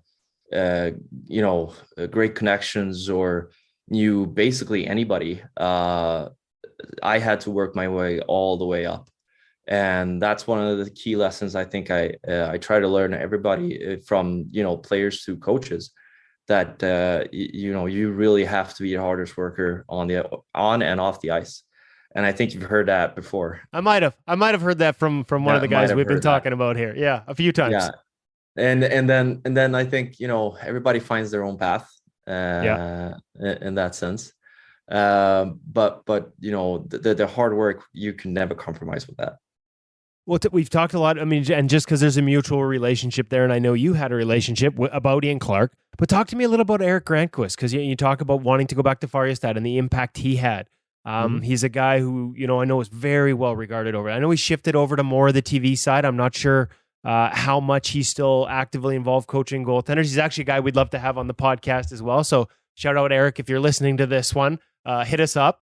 Just talk to me about the impact there, because without getting to know him very well, I mean, the sort of outside perception that I think a lot of people had of him when he was coaching is very much about the whole athlete, very much about the mental strength, very much about finding that balance. What are some of the lessons that he left with you that have clearly impacted you significantly as a coach?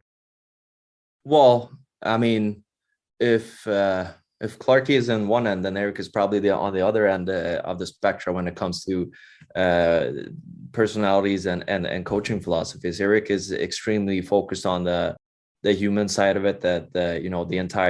He's very philosophical. So he taught me not to limit myself into technical things or maybe things that don't matter as much, more on understanding and seeing the person that you have in front of him. So if you would grab mic me up during a session and then listen to what I said this year to Dominic Furch, and the same Joel talking to Dennis Hildeby, that would be two different conversations, but about the same thing, because the different things are triggering different people. And that was one of the biggest lessons I've learned from Eric, that understanding the personalities and the needs of a person in front of you, that I can't speak the same language to every person because they won't understand me. And that was pretty interesting to see on the ice, him working with Jonas. I love that, because everybody learns different, right? Like, it's one of the reasons, like, oversimplification, not comparing what you do at all to ingoalmag.com, but it's one of the reasons, even though we run the video where the coach talks over a drill, we still type out his quotes and put it there, because the thought process of having both in the same story, we've had people say, like, why don't you just put the video out there? I just want to watch the video. And the response is, well, some people learn differently. They want to read it and process it that way and then watch the video. Everybody learns differently. It's not just about coaching technique. It's about being a teacher. And it sounds like you guys have really grasped that. Yeah. And I think, if we grab these two guys as an example, Dominic is and the older experienced guy, maybe you keep it a little bit more relaxed, more laughs, and then in between you kind of slide in different things and communicate about certain things that I think we should do this, or what do you think about that, and keep it more light. As to Dennis, who is still learning to be a pro, maybe you need to be a little bit more firm with him and set the boundaries and say, hey, that's not good enough. Yeah, I know that you can do better. Sometimes I feel like Dr. Jekyll and Mr. Hyde on the ice, but I think doing this now for extended amount of time, I've learned to enjoy that part as well. Well, it's funny. I mean, not to put a process to it, but I know, like, for example, Steve Briere, he's not allowed to talk to us anymore, but back when he first started with the Maple Leafs and when we had conversations, he would actually had a personality test that he gave them just so he could identify, and he knew how his personality tests were, so he could make sure he sort of matched how each guy, would react to his traits and make sure he tailored it. Guessing it's not that formal for you, but is there how do you get to know these guys, to know, I guess part of it is over time, what buttons to push and when, but like, do you have meetings outside of hockey when you first bring in a new goaltender, for example? Is it important to get to know the person, and what's your process like on that? Coffee. So just to give you a little bit of background info, Karlstad, we have a coffee provider here. It's called Löfbergs. It's highly It's been working with the organization for 50 years. So Löfbergs has been a huge part of it. So we never run out of coffee in the locker room. But I usually go for a walk and I grab a cup of coffee and, we talk. And we talk about, all aspects of life, from childhood to, what they like or dislike. And, how do we handle days? Because, when you have success, things are easy. It's so easy. Everything just works. But more often than not, when you go into the grind months of, October, November, December, and half January before it gets light over here, I think it's extremely important to know one another and know how to speak to one another, because sometimes I have bad days and, I'm just a human being. So we talk a lot about how to handle those tough days and, what works. Do you want me to, literally kick your ass? Do you want me to give you a hug? Should I just leave you be? I remember having the same conversation with Victor Faust, and he told me that when I'm frustrated, I don't listen. So just leave me alone. I'll come to you when I'm done. And he did. Now, can you imagine if I would have started to chase him in a situation like that? It's a recipe for disaster. So we have so much discussions and questions early on in the year just to find, information for me. And then usually I grab a cup of coffee and just walk around in the locker room just to see how they interact and what works and what doesn't work. So coffee is it's a big word. I love coffee. It's a little bit stronger over here. But that's how that process starts. Oh, as soon as you said coffee, I now know no matter like whenever this pandemic gets to the point where we're comfortable coming over and spending some time, first stop is with you because I'm all over the coffee and the walk, my friend. That sounds great to me. And what a great philosophy. As much as I think it's an ideal, I think most goalie coaches would probably admit that the ideal is to get to know their goaltender. If you don't go out of your way to set the stage for that conversation, I mean, how many goalies are probably just too intimidated or shy or wouldn't be comfortable telling you how to handle them unless you came and asked them and did it in an open-ended conversation where they're encouraged to just tell it how they feel. I just love that concept. And yet my hunch is there probably isn't a lot of it that goes on. I'm sure some do, but probably not as much as I'd like. I love it. Well, we always establish kind of I don't know if safety words is the best way to use it or talk about it, but at times where I'm not sure if they're ready for feedback, I always ask them, and they are fully entitled to say no, because sometimes things are going on in their minds and sometimes they don't want to listen. But I also make it extremely clear to them that at the end of the day, I'm your boss, which means that when we mean business, we mean business.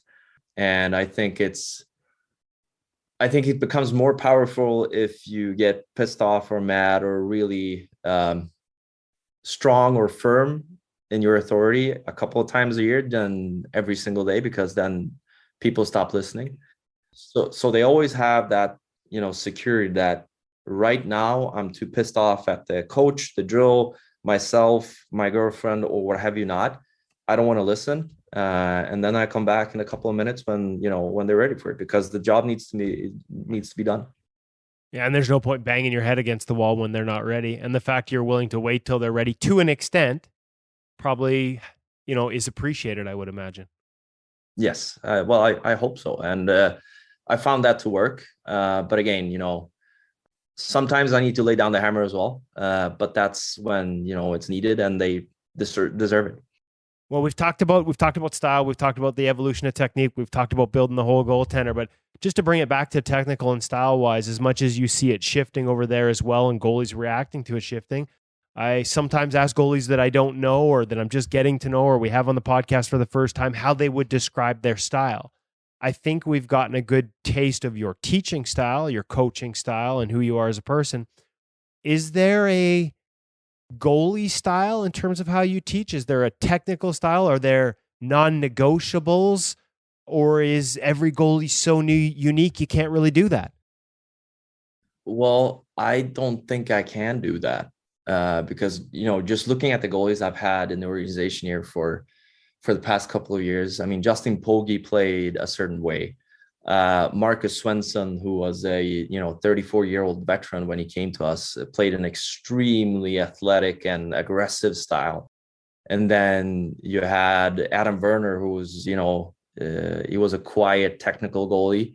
So again, to me, it's about understanding their game. The only thing that outside of being a professional, the hard work and, those types of values, and obviously the compete level, I think versatility is the word. Understanding that there's no one way to stop a puck, that you have to understand that there's different things that we need to do.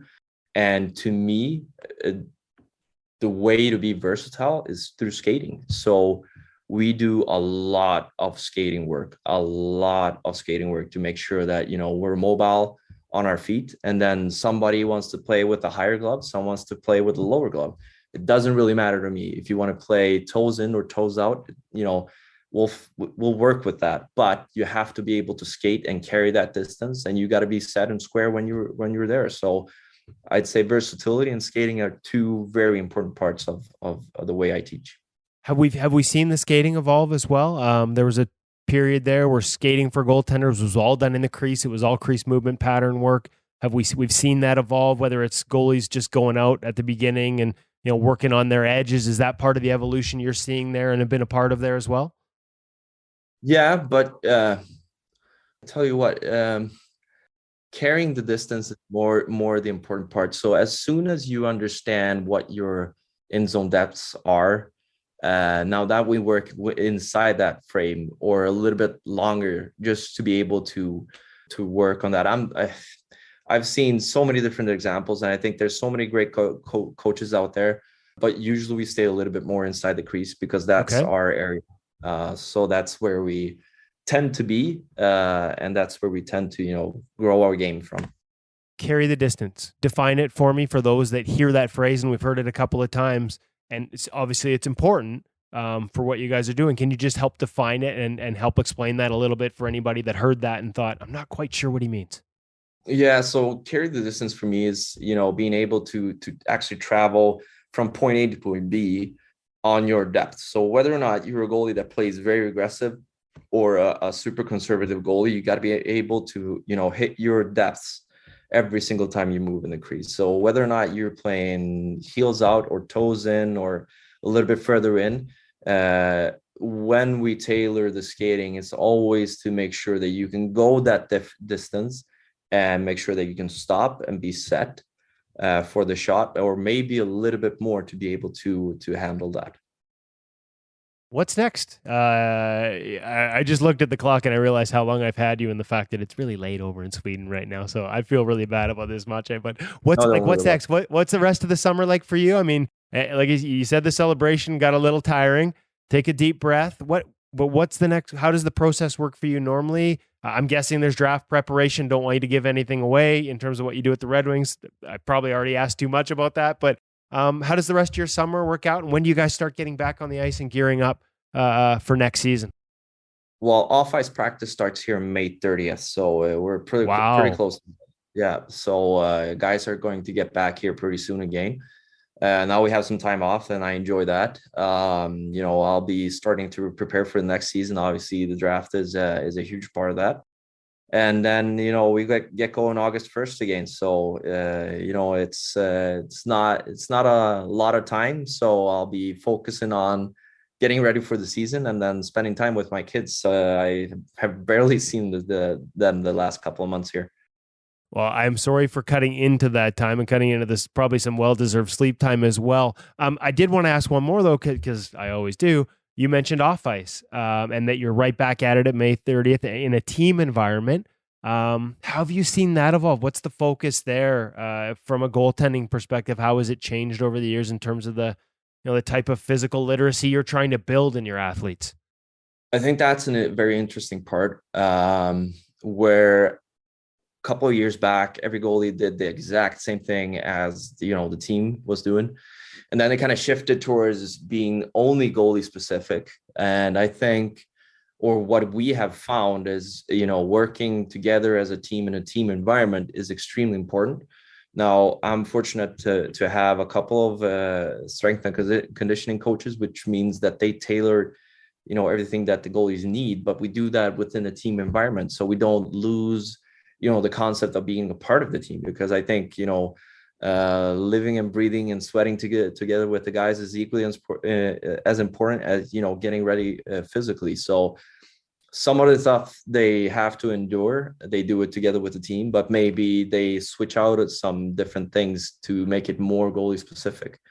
So we make sure that we do a lot of stuff together as a group, but tailored towards goaltending. And they're doing a fantastic job of that. So I'm just asking for, this is what we need, and then they provide it. Anything changed in terms of when we look at hip health and some of the issues that have plagued goaltending? You said you got the group chat to talk about, protecting goalies in the crease in a season with all the SHL coaches. Any steps you're seeing that maybe even trickle down to the younger ages through, because I know it's all club systems and the work you do there to help goalies maybe, last a little longer before the issues inevitably start? And that's, again, a huge credit to Thomas Magnusson, who did that, big study about hips over here in Sweden a couple of years ago. Over here, we work really closely to our medical staff. And that's actually one of the questions I ask every morning. How's your hips? How's your knees? How's your ankles? And then we tend to stay away from the post work as much as we can during the season, because, they do it so much in practice. So rarely we spend a lot of time on that. And then, rehab, warming up on and off the ice, I think is a huge part of it as well. So we do talk about it. We are trying our very best to do a better job. And I think the group chat we were talking about is help the league understand what could potentially happen with goalies. And I think the league has done an excellent job this year of protecting goals in the right way, because we want goals. We just don't want injuries. Yeah, no, I love it. I love it. So there's more I could ask. There's more threads I could pull on, Maciej. I've really enjoyed this conversation. It is getting late there. I guess that just means an excuse to have you back on when I finally make my way over there. We'll do this in person one day soon. Congratulations, my friend, on the championship, the gold medal. Sorry, not the championship, the gold medal. And all your success over there. And thank you so much for spending the time. I know so many people listening to this, parents, young goalies, pro goalies that listen to the In Goal Radio podcast are going to enjoy. I can't wait to see the feedback. We get it all the time, and I know there's going to be a ton of positive stuff on this. So congratulations, and thanks so much for the time today. Thank you so much. I'll be happy to have you over here in Sweden. You're more than welcome. I'm going to hold you to that.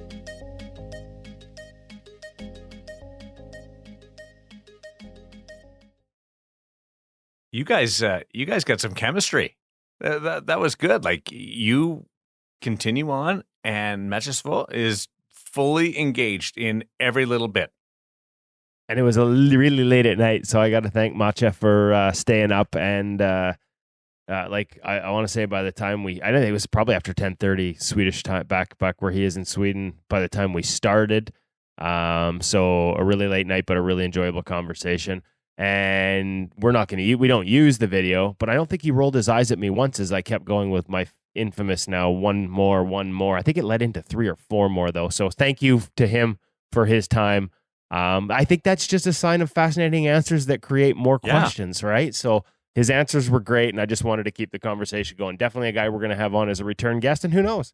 Maybe we'll have him on as a return guest, and we won't be introducing him as goaltending consultant for the Detroit Red Wings. Maybe we'll be introducing him sometime down the road as goaltending coach for a team in the National Hockey League. I think he's got that level of just gravitas and expertise when it comes to the position. In my mind, I have this comparison with Maciej Szwoch is Jeremy Swayman, who I wasn't familiar with until he came on the In Goal Radio podcast. And now look where he is. And I brag to everybody. I knew about this guy before because of In Goal Radio and In Goal Magazine. And Jeremy Swayman's like running the goaltending in the National Hockey League. He's so powerful and with the Boston Bruins. And so presentable. Maciej Szwoch, like I feel like there in a year, a couple of years, he might be the same level here. Hutch, what do you think? Sure, Darren. Yeah, I definitely think that without the In Goal Radio podcast, Jeremy Swayman would probably be plying his trades in a lower level minor league somewhere, and really he owes his career to Kevin Woodley. Yes.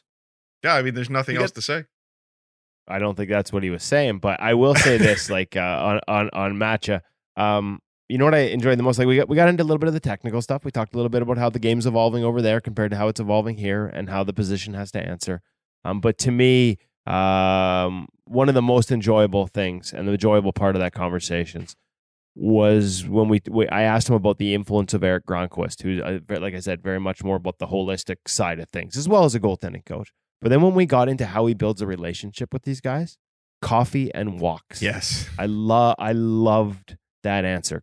Coffee and walks, and the importance, goalie coaches, of getting to know your athletes as a person, getting to know how they learn best. Are they a visual learner? Like is video going to work best? You just need to bark out some drill instruction? Like there's just such a more complete approach. And I'm not pretending like he's the only one that does it. There are a lot of goalie coaches that are good at this, but I think for some, it's probably a valuable lesson. Not just, I love that he didn't just say, yeah, you got to get to know the athlete and know them as a person, but he told us and was willing to share how he does that. I just thought it was a great sort of insight into his approach. And it was one that I think there are probably people listening, even if you're a parent or a volunteer or whatever goaltending coach, there's value there. Like remembering that these athletes are people too, as opposed to just little technicians that need to change how they plant their backside leg. There are a lot of other things that go on in their lives that will help you determine how to get them to plant that backside leg where you want it more often, more consistently. And it's not always just the drill work and the on ice stuff.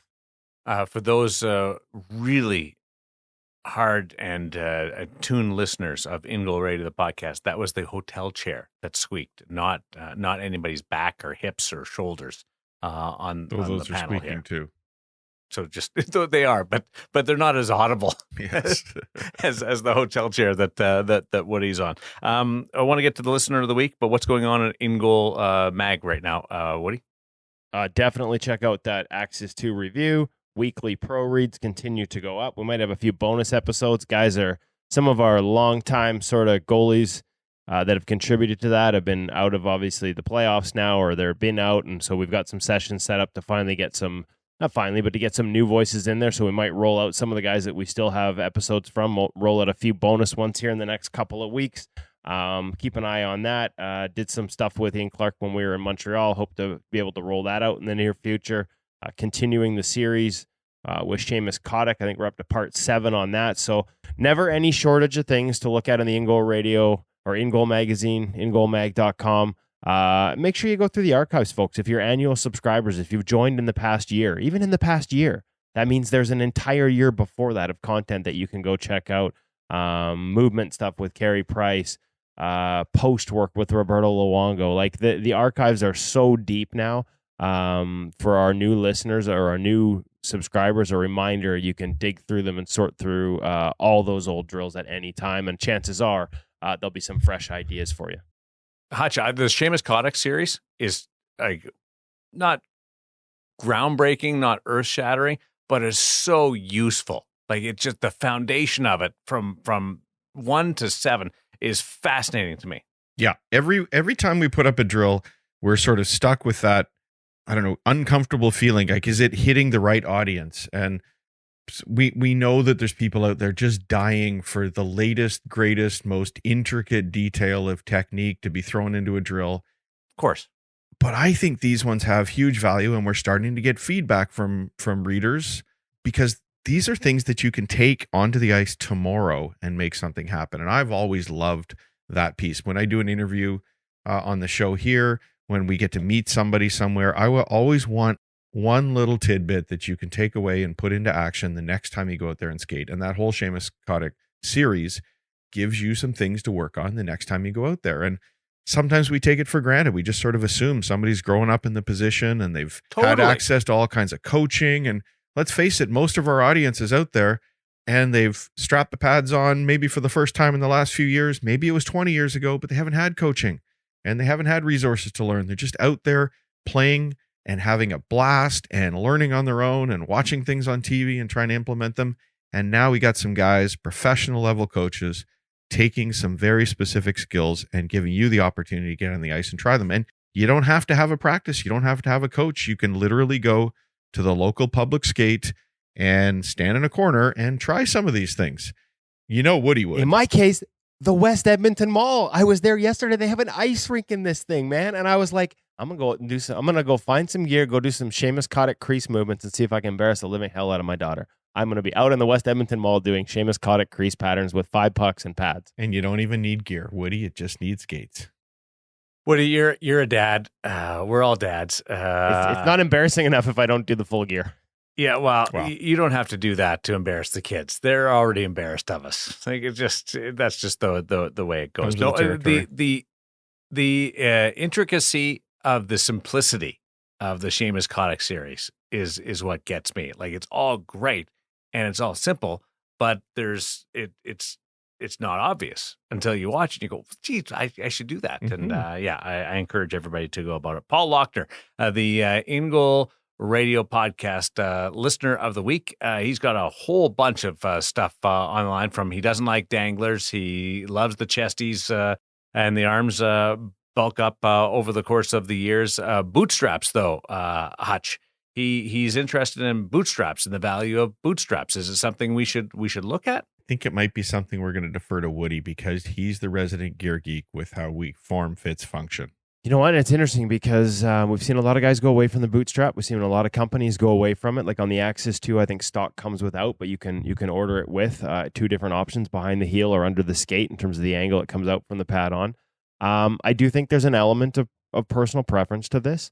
I've been on the ice with NHL goaltenders. I remember Eddie Lack when he was still playing with the Canucks, being on the ice in the summer and talking about having ankle pain and like quite literally saying, you know, like a lot of guys are taking that bootstrap off. There's a little bit of tension there. Maybe that would be enough to free it up. And he's like, yeah, but my bootstraps, this is the common one. My bootstrap's so loose that it doesn't cause any tension anyways. And then you go on the ice. I'm like, well, let's see. And you go on the ice and he drops into a butterfly and you can see that as loose as it was, there still is some tension.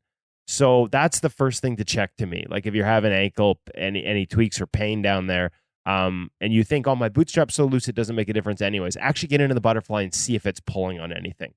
That's the first step. He took it off then during that skate and never went back for the rest of his career and didn't have the same sort of tension in his ankles. So that's one checkpoint. Others, though, like I think for me, sometimes when we're testing pads, maybe because we get pads that are ideally for a goaltender who's 6 foot or 6'1", and I continue to shrink below those thresholds as I age and have back surgeries that remove discs. Damn it, Hutch's kid always chirps me for shrinking. But I find some of them maybe that pad is shifting up and you're not hitting the knee stack exactly where you want to. Right. Or maybe that pad's a little too tall for you anyways. The bootstrap's a great way to sort of secure it at the bottom so you decrease that movement. Again, I really do think it's a personal preference thing. It's one of the research things that CCM with Ryan Frayne has been looking at. Does the bootstrap affect the pad getting to the ice faster? So that's one of the research projects they're looking at. I think for the most part, though, it's just, do you crave that freedom of mobility with the ankle without any restrictions? See guys like Carey Price taking it off. Or is it something where you need that to improve your connection to the pad? That's, to me, the biggest question. And for parents who are buying for kids in minor hockey who are going to grow for a little bit, that idea of the bootstrap keeping the knee stack, it might buy you some extra time, even though the pad's in great shape, but the kid keeps growing. Yeah, absolutely. And it gives you opportunities to pull it up, to pull it down. I mean, there's the difference between under the foot and the Lundqvist loop. And I think it gives you the opportunity to explore all sorts of things. And absolutely, I'm all for anything that would make it better for parents.